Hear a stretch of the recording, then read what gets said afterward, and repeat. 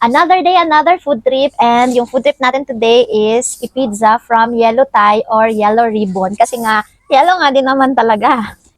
And let's open it. Actually, isa din ito sa underrated pizza here in town sa Kidapawan. Wow! Ang sarap nito, B, ang cheesy. Actually, mas masarap pa siya kaysa sa mga sikat na mga pizzahan dito sa town ng Kidapawan, kung saan kami nandito ng asawa ko. So, dalawa na ito mga B. And yes, let's taste it. Let's try kung ay, maanghang. Ayan, B, alam nyo, I really love the parang crust niya dito kasi soft siya. Ganito, and then cheesy. Have a bite.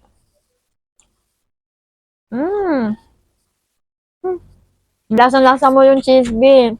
Mm. Mm. Try natin yung other side. Dito. Medyo maanghang pa din siya, B. B, lasang-lasa yung cheese. Hindi mo talaga ipagkakaila na cheesy talaga siya. Look at that. Actually, underrated talaga siya kasi mura lang siya. Every Sundays, naka-buy one take one siya. Mm. Mm. Mm. Mm. Mm. Must try talaga si Yellow Thai.